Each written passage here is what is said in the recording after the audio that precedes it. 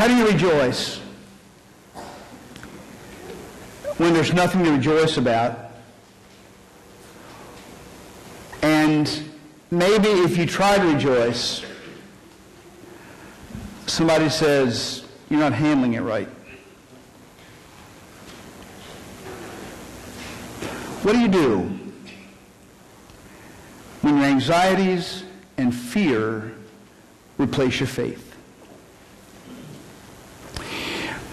To really appreciate, I think, what Paul is saying to us today, we have to kind of remember his context. He's in prison. He's probably in what was known as the Mamertine prison in Rome. It was a hellhole. And he knew, or he believed, he was going to be executed. He was under the shadow that one day when the guards come down the hallway, they're coming for him. He'd been ill for a long time and had recovered, but in that been a long period of sickness.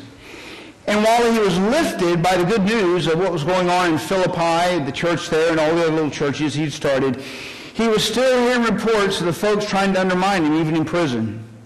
Stabbing him in the back, lying about him, misrepresenting what he did, what he said, and everything. But in that kind of setting, he can write, "Rejoice in the Lord always. Again, I say rejoice.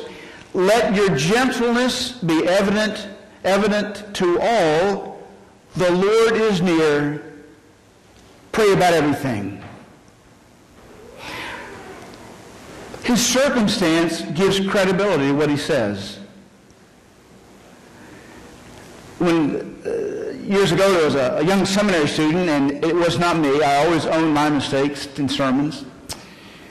But this young guy who was just right out of the gate of seminary, he goes to a rural community, and there's an elderly member of the congregation, probably in her 80s, and like a lot of folks who really get up in years, she had some health issues. She was widowed. Her kids had died. She was living by herself. She needed some kind of periodic nursing care coming in during the week to sort of help her out. She took a lot of medications, and she was losing her eyesight, losing her hearing, and her life was just kind of winding down.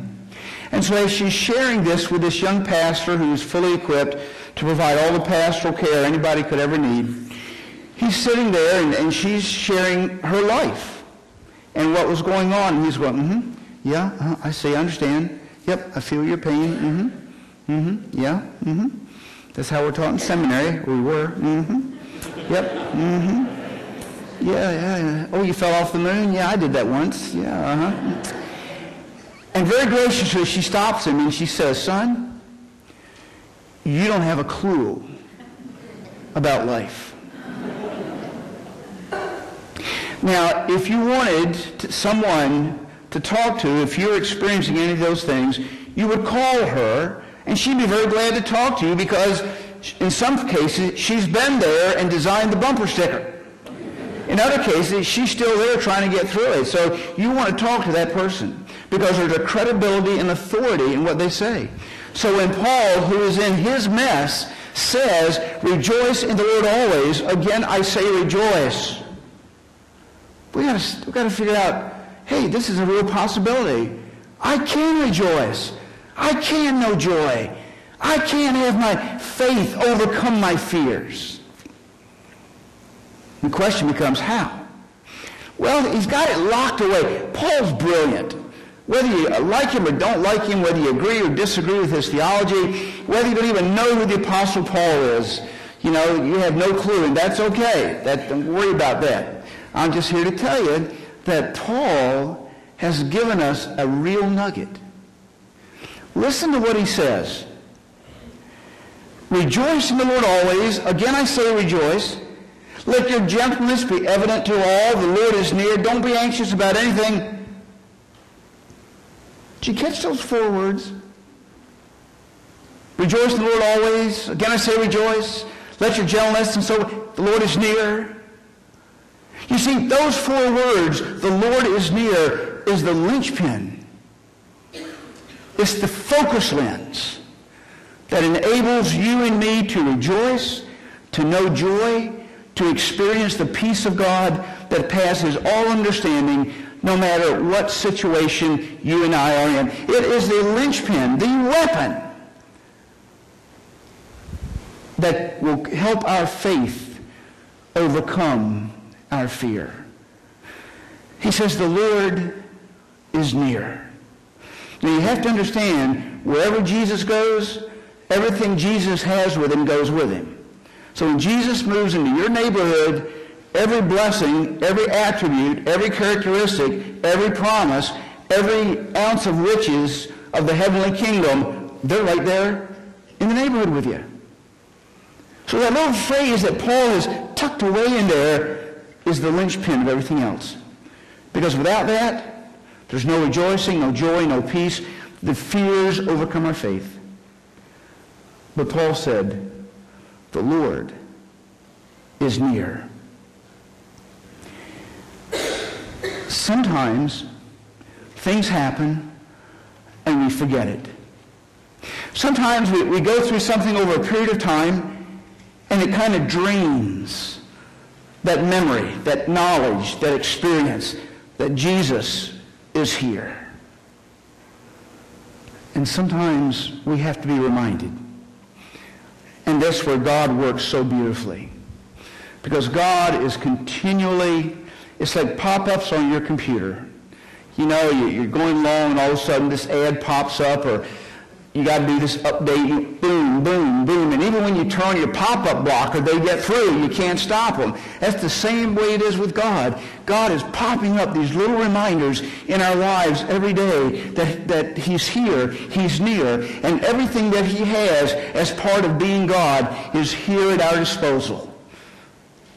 That's why we discover that rejoicing and being free of anxiety and so forth and knowing joy in the Lord and the peace that passes all understanding is not something we can develop or contrive or create in ourselves.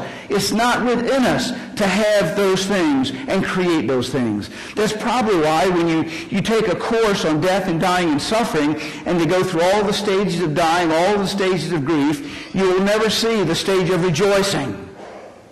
You'll never see the stage of joy. You'll never see the stage of peace that passes all understanding. You see anger, and that's there. You'll see denial, boy, that's there. You'll see acceptance, that's there. You'll see others, and it's part of how we're wired as human beings. They're not good or bad, they're just part of how we're wired. But what Paul is talking about here doesn't come from within us. They are given by God to us, and we are immersed in them as we realize just how near Jesus is to our lives today. Years ago, I was going through a very tragic time in my life, and I was drained. I couldn't fight it anymore. I didn't have hardly any more tears. I was like wiped out, and it wasn't over. And I went to a clergy meeting one day, and we have communion.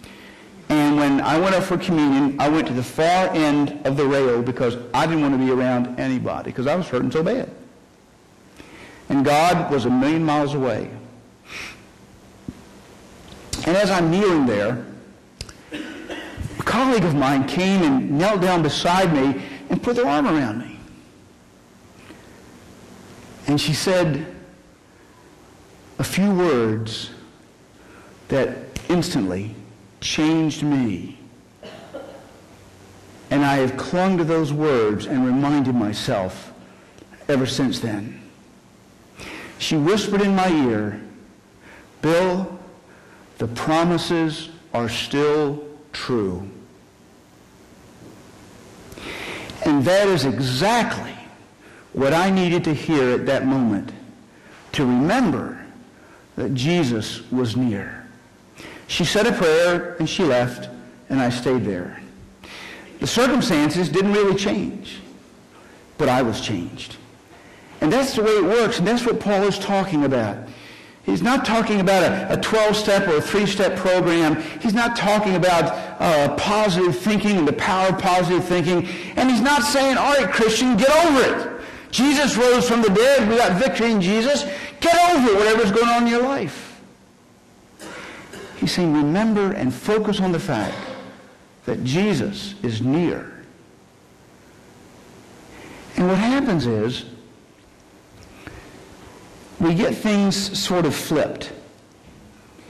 Something happens in our lives, to us or to somebody around us, and immediately that starts to grow bigger than our God in our minds. And as that grows bigger, our faith shrinks. But the truth is, God is always bigger than whatever's going on in your life or my life.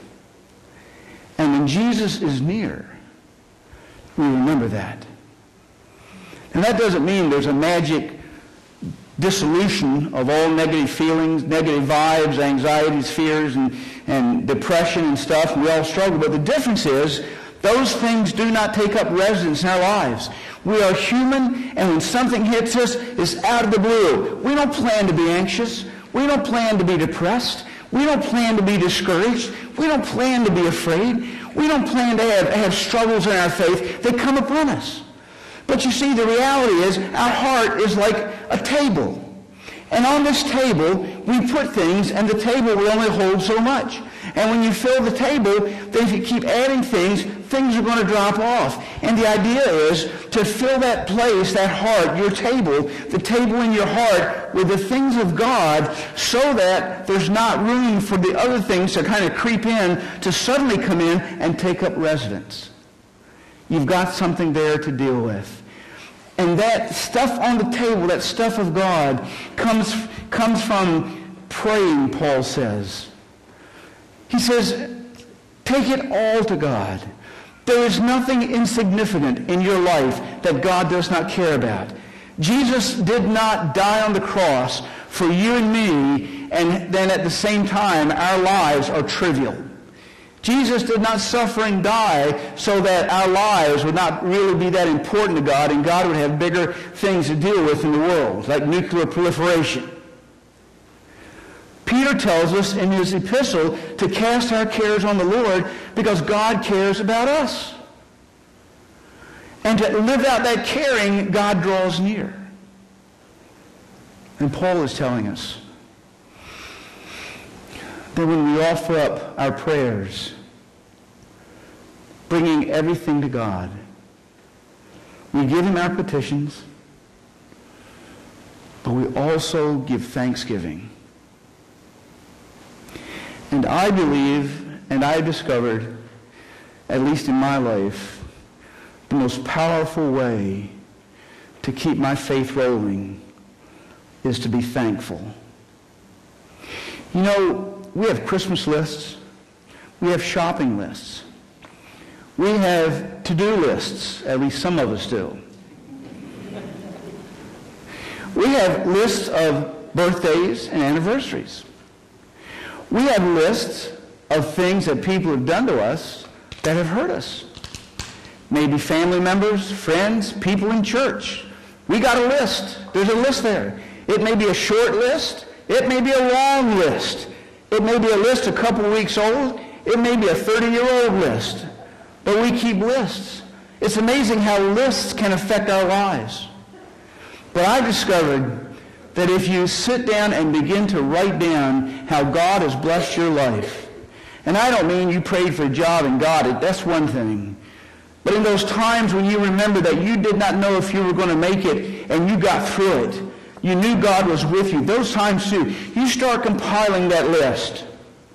And you start getting serious about Thanksgiving. And you're going to discover that God has been so near to you, you can't figure out why you couldn't feel his hot breath on your neck. But the more you realize that God has been near, the more you become aware of God being near. And the more you become aware of God being near you, the more you look for him, the more you seek him, the more that you immediately go to him in prayer when that piece of bad news comes or the sky falls or whatever it is. Because you've got that relationship and you don't have that far to go. And it's when, in the context of that nearness of Christ, we discover that it's not so much things around us changing, but we change. And we can rejoice and we can know joy. Our faith can triumph our fears. And we can know the peace that passes all understanding. Why? Not because of some psychological thing going on in our minds, not because of denial or rationalization, but the closer we get to God, the more of God gets close to us and changes us. And we are able to rejoice, and we are able to overcome, and we are able, like Paul, to give that affirmation of God's presence and know the joy of that presence. And nothing can take away what God gives you and me.